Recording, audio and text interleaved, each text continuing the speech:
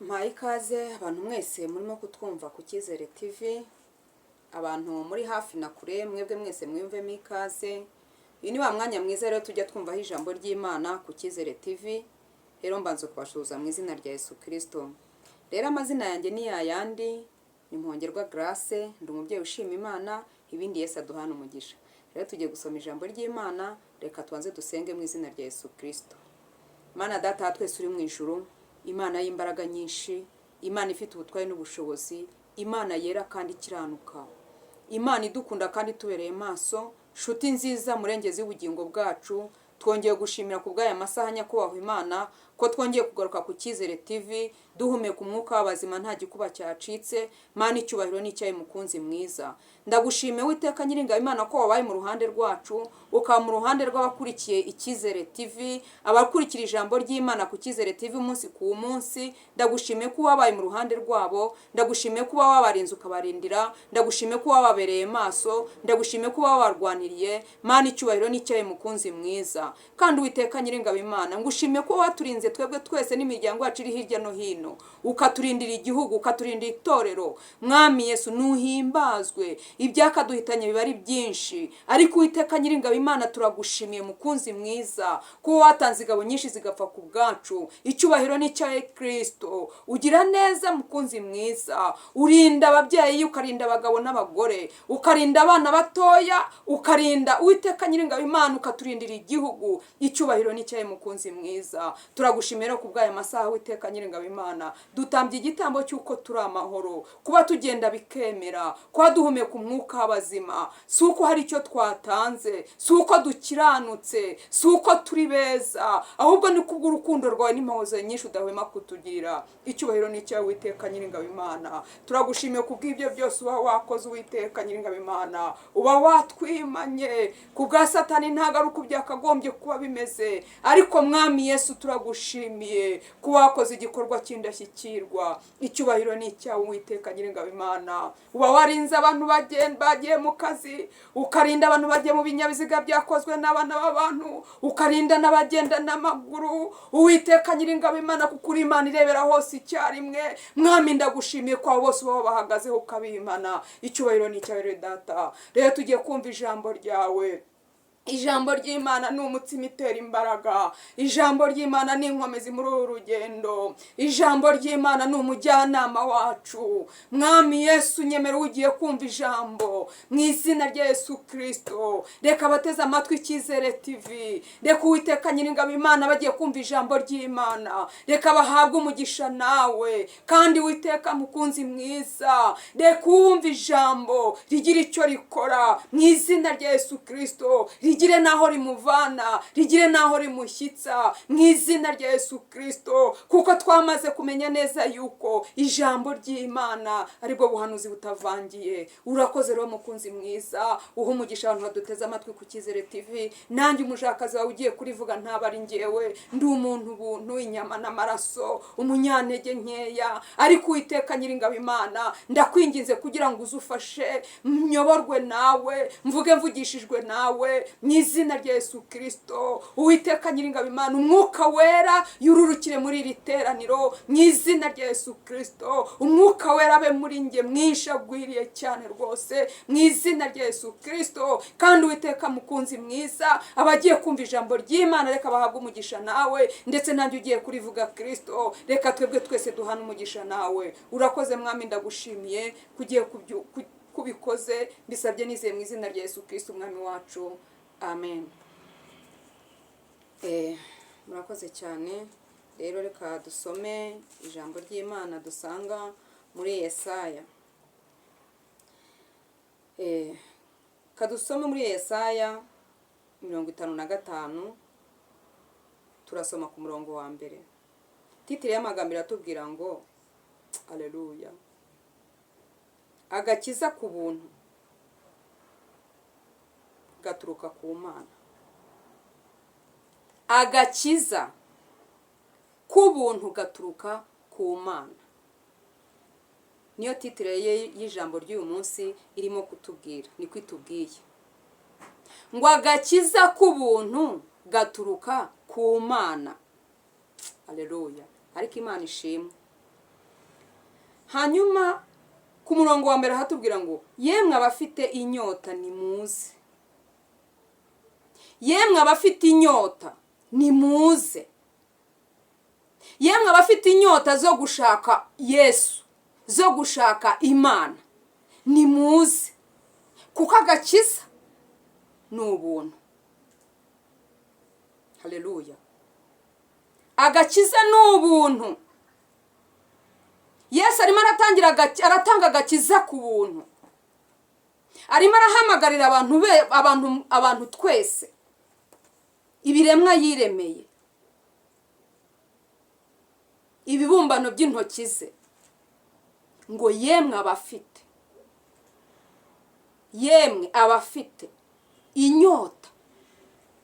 Ntabwo ari inyota y'ibyo kurya, ntabwo ari inyota y'amafaranga, cyane ko nayo abakenewe, ariko muri uyu mwanya ntabwo ari inyota y'ibyo, ntabwo ari inyota y'ibi byo twirukankamo muri iyi si.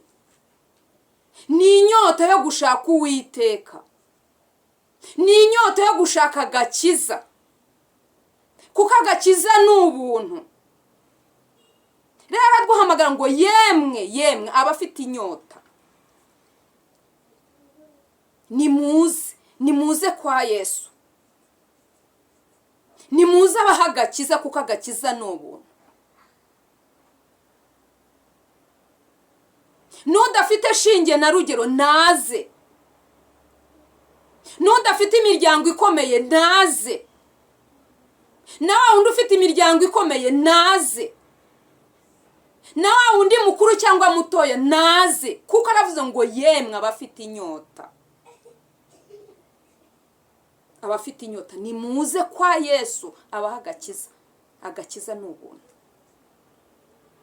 Impamvu yavuze, ngiye ntekereza ko impamvu yavuze ngo yemwe abafite inyota nimuze, nuko yarazi ko hari abantu bamwe bashobora kuba babona agakiza bitewe n'ubutunzi bafite, yenda bakaba batanga kashi, reka tubivuge, bakaba babona agakiza. Ariko Yesu kuko ari umunyabwenge, yararebye asanga niha naza gushyiraho ibyo ngibyo, naza gushyiraho ifeza n'izahabu, nta uzabona agakiza kazabona bake. Yesu arangira avuga ngo yemwe abafite inyota nimuze, ni ukuvuga ngo nukuza he? Ese muraza mujya kwande? Ese muraza mujya kwa anti? Ese muraza mujya kwa anko? Ese muraza mujya kwa mami? Cyangwa muraza mujya kwa dadi? Ntabwo ari ibyo yavugaga Yesu. Yavuga ngo yemwe abafite inyota nimuze kwande kwa Yesu. Ni inyota y'agakiza.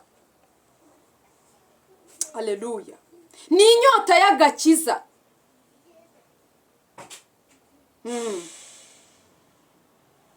Haleluya. Haleluya. Imana ishimwe ngo nimuze, ngo ku mazi, kandi n'udafite ifeza nawe naze. Haleluya. Bivuze ngo n'udafite ubutunzi nawe naze kwa Yesu, kuko Yesu ni umubyeyi. Yesu ntarobanura, Yesu ntareba ku buranga, Yesu ntareba ku mashuri, Yesu ntareba ku butunzi, nta na kimwe ajya arebaho. Yesu ni inshuti nziza. Haleluya. Rero inshuti bavandimwe, yewe mugabo, yewe mugore, yewe mukobwa, yewe musore, ngwino kwa Yesu aguha agakiza, kuko agakiza ni ubuntu. N'udafite ifeza n'izahabu nawe naze. Ariko uramwumva Yesu? Ariko Yesu ni mwiza. Waba ufite umubyeyi ngwino, waba udafite umubyeyi ngwino, kuko Yesu ni papa w'imfubyi n'abapfakazi, ni papa wadafite shinge na rugero. Ariko Yesu ndagukunda. Yesu ni inshuti nziza. Yesu ni umubyeyi mwiza. Haleluya. Imana ishimwe. Yesu aradukunda, kandi ijambo niryo ryambwiye ngo umuririmbyi ntiwarimbye ngo uwo nkunda ngo ndamucyaha. Rero Yesu nawe icyo mukundira niyo abonye ugiye hari ahantu ugiye kugenda mu bintu bitari mu murongo, Yesu araza akagucyaha akakugarura mu murongo. Yesu ajya agarura neza. Yesu niwe ujya uyobora inzira. Aleluya. Yesu ni umugwaneza. Yesu ni inshuti nziza. Yesu ni umubyeyi mwiza, agira impuhwe nyinshi. Aleluya. Mujye mukunda gusoma ijambo ry'Imana, kuko ijambo ry'Imana niryo nkomezi muri uru rugendo, niryo rijya rutugira inama muri izi nzira za buri munsi. Ni inshuti nyanshuti. Aleluya. Yesu agira neza bugacya bukira. Hari umubyeyi umwe ujya ukunda gutera agakorasi ngo ugira neza, ugira neza, ugira neza Yesu we, ngo ugira neza bugacya bukira. Haleluya. Yesu, urumva niba ateruye uwo muririmbyi akavuga ngo ugira neza, ugira neza, ugira neza Yesu, ugira neza bugacya bukira, bivuga ngo igihe cyose ahora agira neza. Yaba ari ku mvura agira neza, yaba ari ku zuba agira neza. Ineza ye ntirondoreka, kandi ineza ye ntigira umupaka. Upfa kuba umwemera, umukunda, kandi umwizera, kandi ukiranuka, wambaye umwambaro wo gukiranuka, wambaye umwambaro wo gukiranuka, uwo Yesu aramwemera. Haleluya. Ku murongo wa 6 wo muri iki gice niwo utubwira neza ngo nimushake Uwiteka bigishoboka ko abonwa. Bivuze ngo nubwo bimeze gutyo, ariko ngo nidushake Uwiteka mu gihe bigishoboka ko abonwa.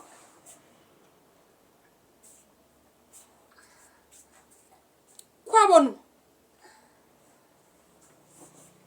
ni mu mwambaza akiri bugufi. Tumwambaza akiri bugufi. Imana itugirire neza, Imana idufashe.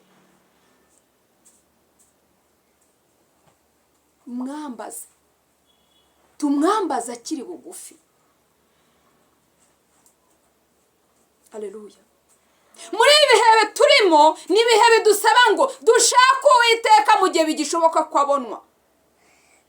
Bivuze ko yavuze iri jambo ahari yarazi ko hari igihe kizagera umuntu akaba yabura naho asengera,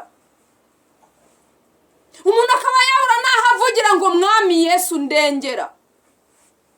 Ariko igihe kirageze ngo dushake Uwiteka mu gihe bigishoboka ko abonwa.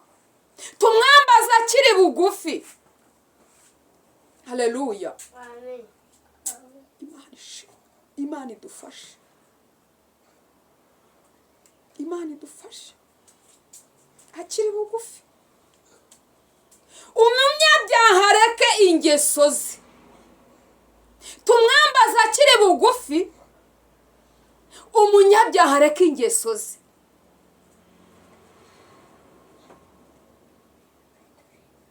Bivuze ngo tumwambaza akiri bugufi, tunava muri bya bindi, muri za ngeso ze, muri za ngeso mbi Imana itishimira, muri bya byaha bitandukanye, muri bya byaha by'inyongobozabugingo, muri bya byaha tujya dukora tuvuga ngo ntabwo ari icyaha, ariko nta cyaha kinini nta n'icyaha gito kibaho, byose ni ibyaha. Ariko Yesu ateze ibiganza ngo atugirire ibambe. Imbabazi ze ni nyinshi, imbabazi ze ntizirondoreka, imbabazi ze ntizigira akagero. Imana idufashe, Imana itugirire neza, Imana iturengere, idushoboze gukora ibyo gukiranuka muri ibihe turimo. Imana iduha imbaraga, Imana idukomereze. Nshuti bavandimwe, Imana idufashe kandi dukomeze, kuko agakiza yatanze mureke twagukerensa agakiza Uwiteka yaduhaye agakiza ku buntu. Yakoze igikorwa cy'indashyikirwa kugira ngo aturonke. Yarabambwe turabamburwa kugira ngo tubeho. Imana ishimwe. Imana ishimwe kubw'agakiza Yesu yaduhaye. Twari bantu ki kugira ngo Uwiteka duha agakiza? Wisuzume aho uri hose, urebe uti mbese ngewe nari muntu ki, mbese aka gakiza Uwiteka yampaye nari ngakwiriye, nari nkwiriye kukabona? Yewe mugabo isuzume, yewe mubyeyi, yewe mukobwa, twisuzume. Mundi dusaba Imana imbabazi z'Imana zihoraho iteka ryose. Imana ishimwe rero ko yaduhaye agakiza ku buntu tutagakwiriye. Bamwe ntabwo twari tugakwiriye, twarabo kwande. Imana ishimwe. Imana ishimwe rero ko yatwemeye. Haleluya. Imana ishimwe. Imana ishimwe ko yatwemeye ikaduha agakiza. Noneho n'abagore, uzi ko n'abagore n'abana tutabarwaga, habarwaga abagabo. Ariko hashimwe Yesu ko yaje akaza n'abagore tukemerwa. Ubu tukaba twamamaza ubutumwa bwiza. Imana ishimwe. Rero mwakire neza ijambo ry'Imana. Imana dukomeze muri ibihe bitoroshye.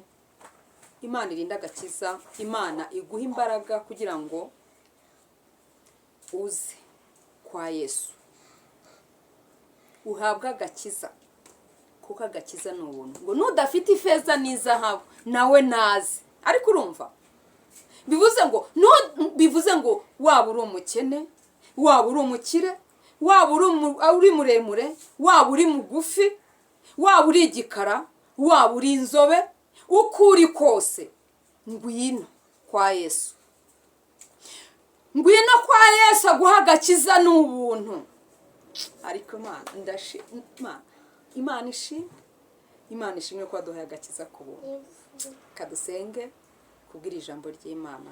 Hanyuma rero umuntu waba wumva ijambo ry'Imana hari aho rimukoze, yakwegera urusengero rumwegereye, akareba umuyobozi, hanyuma akareba umuyobozi akaba yamufasha. Ntacyo byaba bitwaye, ukabohoka, ukumva ubohotse. Kugira ngo ugendane na Yesu ni ukuba ubohotse.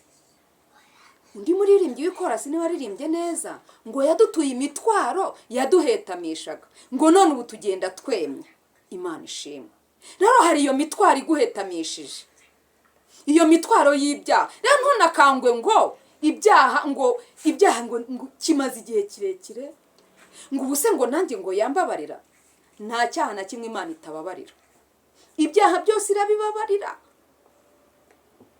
Ibyaha byose irabibabarira. Wegera umuyobozi hafi y'urusengero rwawe rukwegereye, hanyuma umusange, umuganirize, nawe azakwakira, kandi Imana izaguha umugisha. Kandi nagusengera uzizera imbabazi z'Imana, kuko iyi Imana ibabariye. Imana nta nzika igigira. Haleluya. Amen. Imana ishimwe. Kadusenge kubw'ijambo ry'Imana. Mana turagushimiye. Tugushimiye kubwira ijambo ryiza risohoreye mu matwi yacu y'abaduteza amatwi ku Cyizere TV. Ndagushimiye kuri uri umukozi w'umuhanga. Ndagushimiye kuri Imana ijya imenya ibikwiriye abantu. Njye umwana w'umuntu ntago namenye igikwiriye imitima iteraniye hano ku Cyizere TV. Ariko wowe ko kuri Imana irebera hose icyarimwe, ni wowe ubizi. ngaho rero iri jambo Uwiteka Nyiringabo Imana reka rigira icyo rikora mu mitima y'abadukurikiye ku Cyizere TV, kandi rikora imirimo n'ibitangaza, kandi iri jambo rigira aho ribakura rigire naho ribashyitsa mu izina rya Yesu Kristo. Reka rero abantu bose batwumvise bakaba banatureba, reka ubahe umugisha mu izina rya Yesu Kristo, kandi wivange mu byabo mu izina rya Yesu Kristo, ubanezeze mu izina rya Yesu. Abarwayi bakire, ababuze amahoro yabahe, batarakumenya kukumenya mu izina rya Yesu Kristo, kandi Uwiteka Nyiringabo Imana umugisha utanga ubomeho mu izina rya Yesu Kristo. Urakoze ko uri Imana ibyumvise kandi kubikoze, bisabye nizeye mu izina rya Yesu Kristo, amen. Mama,